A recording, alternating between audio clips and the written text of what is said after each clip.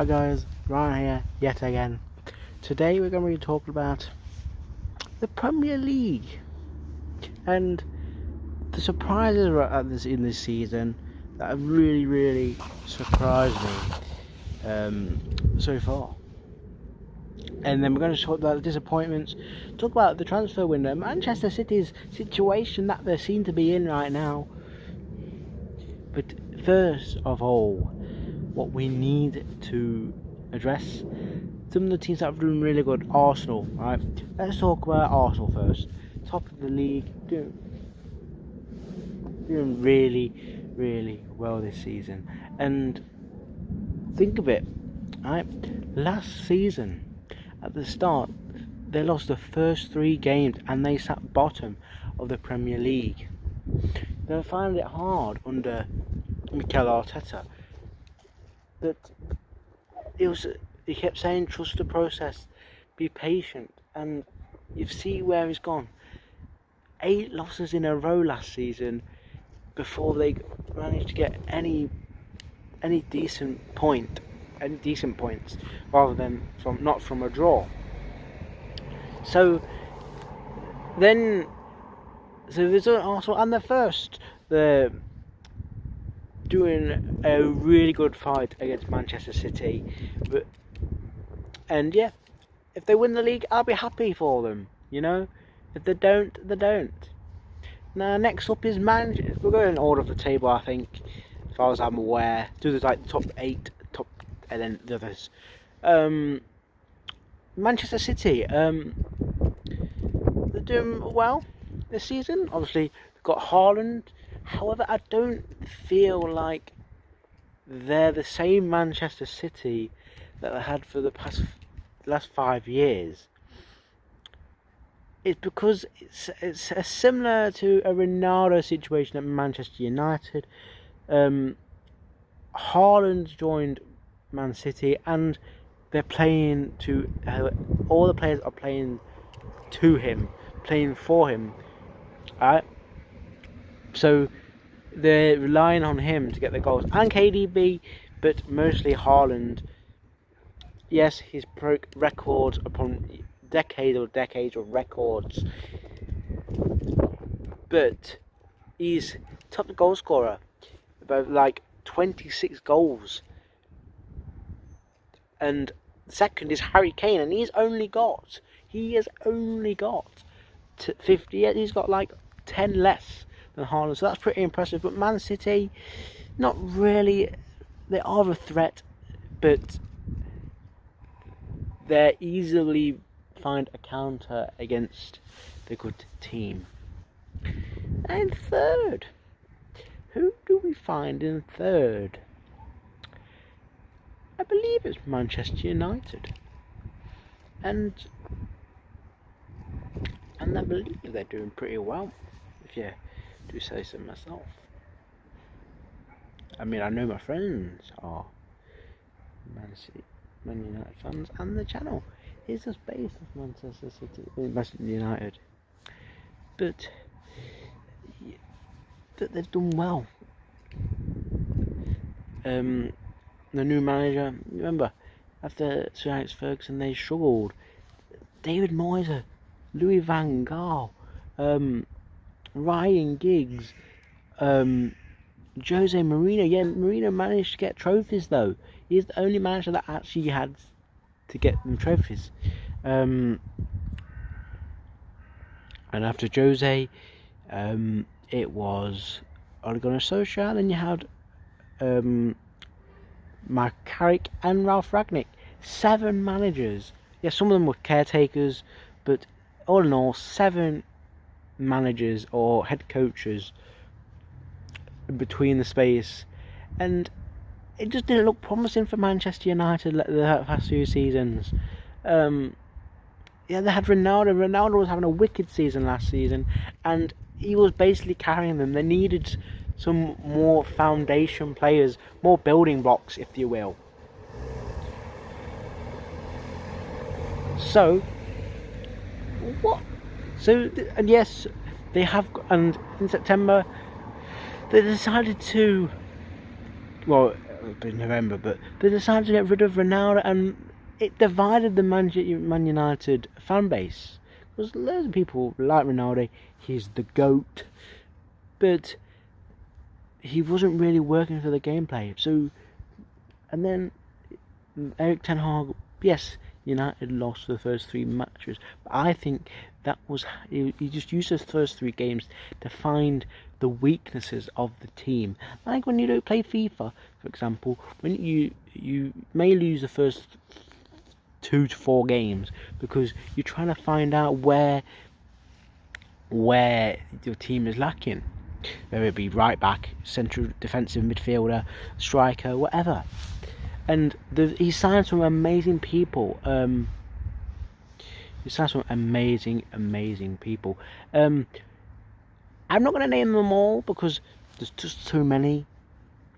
But all in all, the most important one is Casemiro, and it showed last night against Leeds.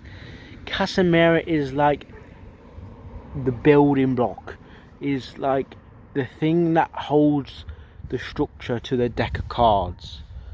And once he's gone, it all seems to crumble. Rashford doing an amazing season this year. Last year was a bit of a flop. He's getting a bit of bad reputation from the Euro 2020 after missing that penalty against Italy. However, he has shown that was then, and this is now. He is showing what he can do, and he is enabling himself to enabling Manchester United to be third and challenge for the Champions League positions and challenge for the title, the Barclays Premier League title, which they last held in 2014. So that was getting on for 8 years now. 8-9 years.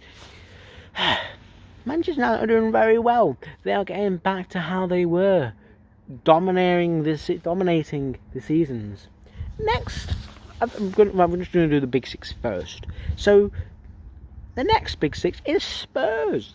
Now, Spurs have been having a rocky season. It's been a roller coaster ride for them. Injuries and all sorts for them. Obviously, early in the season, Kulusevski was injured. And Son, Heung-min Son, the Golden Boot winner last season, just didn't seem to have the grip this season. He hasn't really seemed to do anything. Harry Kane seems to be running the show, enabling them to stay in the Europa League positions. Yes, they are struggling from league teams below even. They have been losing loads of games, drawing. Obviously, they did have a rocky start. Obviously, Conte, people thought it would be the great, but it's the board. However, saying that, while Spurs have been on the roller coaster, win, loss, draw, I can perfectly say when Spurs play a game like Manchester City, they always seem to get a positive result out of it. But however, they always seem to fall short when there's an underdog or a team you wouldn't expect to beat them.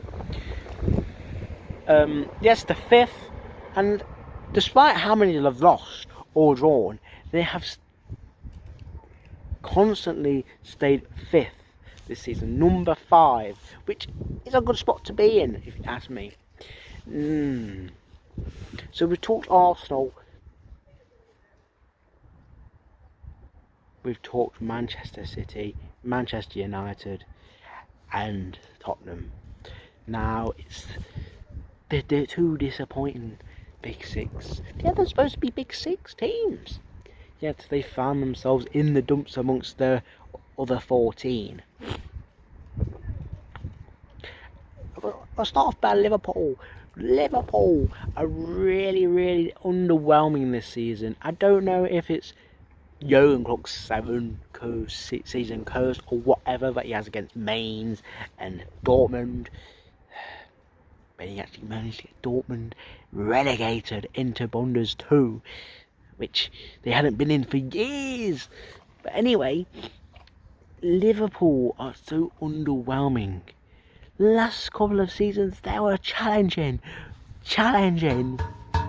for fighting against Manchester City to get the title, and they managed to do it in 2020. It wasn't really a full season, so I don't always count that as a full win for Liverpool, because half the teams wasn't really full. It wasn't themselves, because they didn't have the fans to build up the morality in the teams. So yeah, Liverpool, since Sadio Mane has left, they seem to go down in the dumps. They bought people. What Nunes? What has Nunes done this season apart from hit the moon? It's just appalling.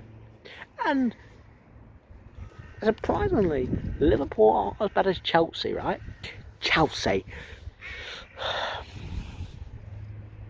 I just don't understand the process that Chelsea do. How many defenders, how many strikers, how many attackers do you need to produce a result? Right? The big six are supposed to be the big six because they are the role models. They're supposed to be up there, not down there with the other rest of the 14, like Southampton and Leicester, but up there with the great teams. They're supposed to be a big six of England. You don't see. I mean, Juventus is having a terrible season this season. It's supposed to be one of the big six of Italy. But you don't really see big sixes like that doing. The German big six are where they're supposed to be. Yeah, Leverkusen is a bit underwhelming this season, but Bayern Munchen, Borussia Dortmund are all where they're supposed to be. RB Leipzig even, where they should be. In Spain, Barcelona, Real Madrid, Atletico Madrid, and Real Sociedad. It is there. And you don't see PSG struggling in Ligue 1, do you?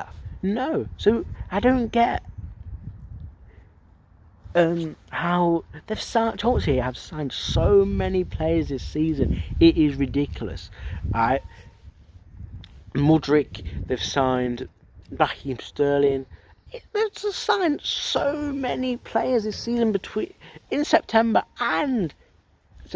summer window and in the January window, which begs the question: what's the true issue there? It's just overwhelming.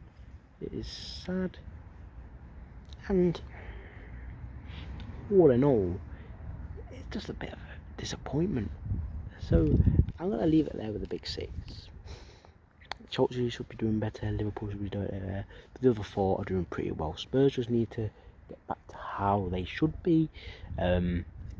Challenge and get them to Newcastle next time, and the relegation teams and how they could improve. So that's it, guys. Like, subscribe, and click that bell.